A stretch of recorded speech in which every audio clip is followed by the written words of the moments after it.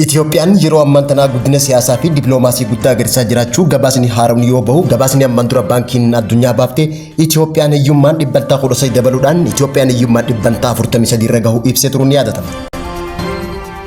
Godina Shawaa Lixaa aanaa Noonnoo ganda Halloo Dinkiitti humnoonni finxaaleeyyii faannoo Amaaraa haleellaa uummata nagaa irratti raawwataniin lubbuu nama 24 galaafachuu namni 5 madeessanii jiran. Ministeerri dhimma alaa Itoophiyaa daawwannaaf Moskoo kan deeme yoo ta'u marii taasiseen booda Raashiyaan Itoophiyaa miseensa dhaabbata daldala addunyaa akka taatuuf deeggarsa guutuu kan taasiftuuf ta'uu ibsite. Kabajamtoota fi daawwattoota hordoftoota lammii miidiyaa kanneen asii olitti dhageessan hangafoota oduu guyyaa keenya irraatii amma bal'ina oduu isin dhageessifna.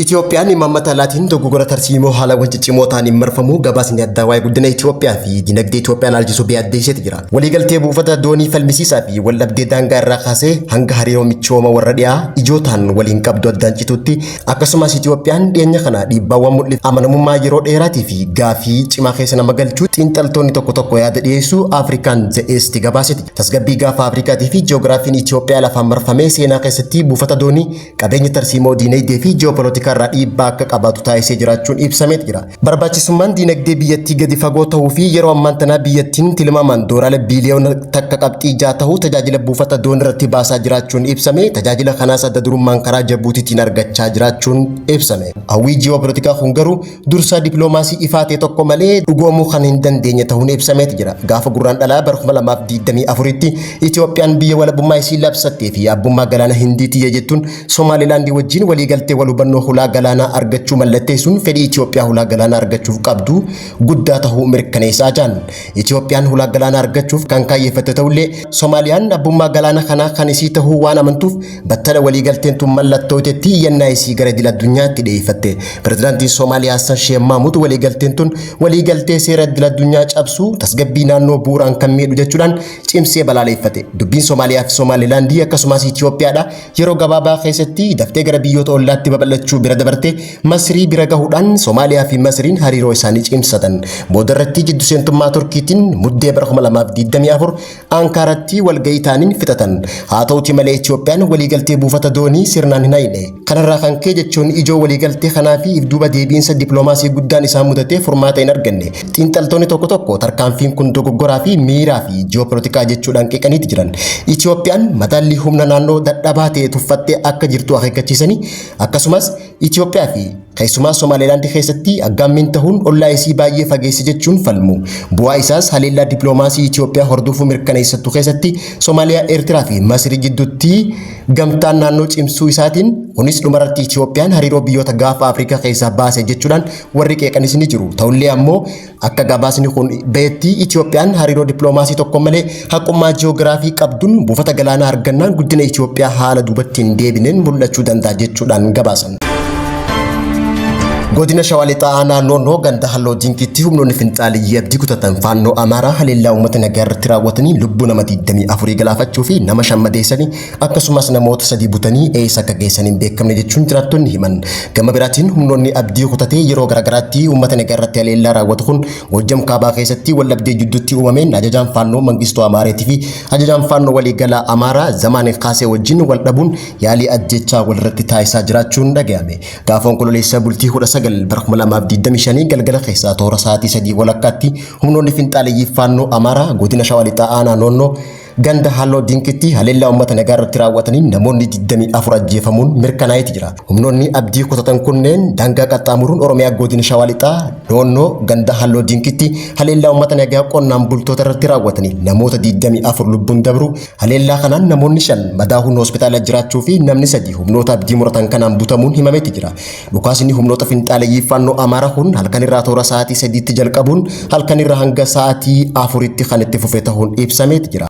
finxaaleeyyii faannoo Amaaraa kun haleellaa kanaan duratti illee guyyaa lama dura dursuudhaan jiddugaleessa Itoophiyaa godina Guraagee aanaa Abshaagee keessatti sochii agarsaa turuu fi caasaan hojjettoota mootummaa godina Shawaa Lixaa aanaa Ammayyaatii fi aanaa Noonnoo hidhattoota kan deeggaraa jiraachuun ibsameeti jira. Yeroo ammaan tana ganda Halloo Dinkiitti raayyaan ittisa biyyaa dirmannaa uummataatiif dhaqee ganda Halloo Dinkiitti kana to'achuunis ibsameeti jira. Gama biraatiin ammoo humnoonni abdii muratan kunneen Gojjam keessatti hooggantoonni finxaaleeyyii faannoo Mangistuu Amaaraatiif Zamaan Kaasee gidduutti uumameen murnoonni faannoo Gojjam Kaabaa kanneen Mangistuu Amaaree deeggaran zamana kaasee ajjeechaaf barbaadaa jiraachuun himame. Faannoon naannoo Gojjam socho'aa jiru wallabdee aangoo fi dantaa dhuunfaa irraa kan ka'e yeroo ammaan tana hooggantoonni faannoo Mangistuu Amaaree, Abarraa Agamsaa Caallee akkasumas hooggantoonni biroo zamana kaasee irratti duulaa jiraachuun dhaga'ame. Sababuma kanaan ajajaan faannoo Amaaraa zamana kaasee hooggantoota faannoo isaan mormu butuun kaanis achi buutee yeroo taasisu yeroo ammaan tana Mangistuu Amaaree zamana kaasee ajjeechaaf barbaadaa jiraachuu miidiyaan Faanoo Tigdam jedhu gabaaseeti. Guyyaa kaleessaa onkololeessa 20 bara 2025 ministeerri dhimma alaa Itoophiyaa Dr. Geediyoon Ximeexoos daawwannaadhaaf Raashiyaa Mooskoo akkuma ga'een marii aangawoota Raashiyaa wajjin taasiseen Raashiyaan Itoophiyaan miseensa dhaabbata daldala addunyaa akka taatuuf deeggarsa guutuu akka qabdu mirkaneessu ministeerri dhimma alaa Itoophiyaa guyyaa irraa ibsa karaa fuula miidiyaa isaatiin beeksiseeti jira. Ministeerri dhimma alaa Itoophiyaa Dr. Geediyoon Ximeexoos ibsa toora miidiyaa hawaasaa isaatiin baaseen bal'inaan marii fi walgahii Geediyoon gita Raashiyaa waliin taasisuu ibseeti jira.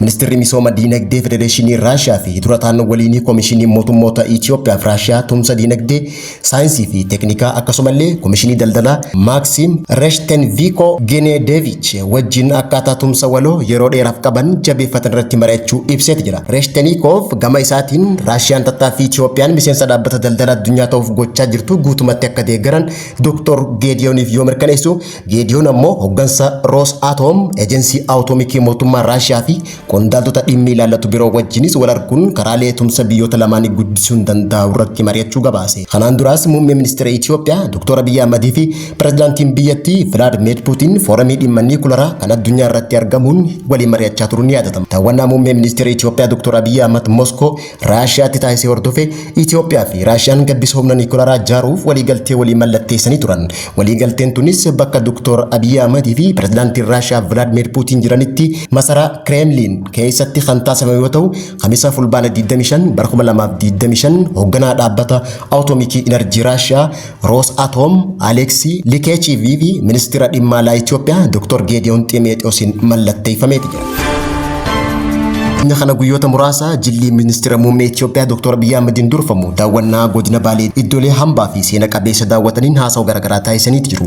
Daawwannaa iddoowwan seena qabeessa godina Baaleetti taasisan kanarratti muummee ministeera Itoophiyaa Dr. Abiy Ahmad dubbii dubbatan keessa kutaalee biyyattii kaabaa hanga kibbaatti jaarmiyaaleen siyaasaa adda ba'uuf gurmaan akka jiran ibsuudhaan garuu isaan kana keessaa tokkolleen biyya isaanii hin beekan jechuudhaan qeeqeeti jira. Daawwannaa guyyoota sadiif qondaaltota mootummaa duraaniitii fi qondaaltota mootummaa Itoophiyaa ammaa achitti argamuun marii kan taasisan yoo ta'u, daawwannaa jila muummee ministeera Itoophiyaa Dr. Abiy Ahmadiin durfamu kanarratti pirezidaantiin mootummaa naannoo Oromiyaa bara mootummaa Wayyaanetti hoogganaa kominikeeshinii mootummaa akkasumas pirezidaantii bulchiinsa yeroo mootummaa naannoo Tigraay ta'uun kan tajaajilaa ture Obbo Geetaachoo Raddaa, pirezidaantiin mootummaa naannoo Oromiyaa amma Obbo Shimallis Abdiisaa, ministeerri misooma magaalaa fi manneenii adde Caaltuu isaanii fi ambaasaadder Leencoo Baatii dabalatee qondaaltonni mootummaa federaalawaa fi Oromiyaa akkasumas jeneraalonni buleeyyiin godina Baalee Soofumarii fi iddoolee seena qabeessa godina Baalee daawwachuun marii gabaabaa taasisanii jiru. Marii kanarratti muummee ministeera Itoophiyaa Dr. Abiy Ahmad haasawaa taasiseen paartileen siyaasaa ijaaramanii foxxoina ja'anii yaadan jiraachuu himee amma booda Itoophiyaa keessatti ida'amuu malee foxxoquun akka hin jirre ibseeti. Mariin kun gara sa'aatii lamaa kan fudhate yoo ta'u, irra caalaa misoomaa fi itti fayyadama qabeenya uumamaa godina Baalee irratti kan xiyyeeffate ta'ullee dhimma guddina egeree Itoophiyaa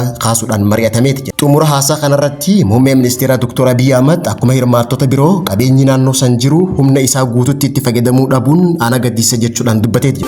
Kabajamtootaa fi daawwattoota hordoftoota Lammii Miidiyaa irraa oduun guyyaa kanaaf qabanne kanan gammaatti hordofaa turtanii turtii gaarii.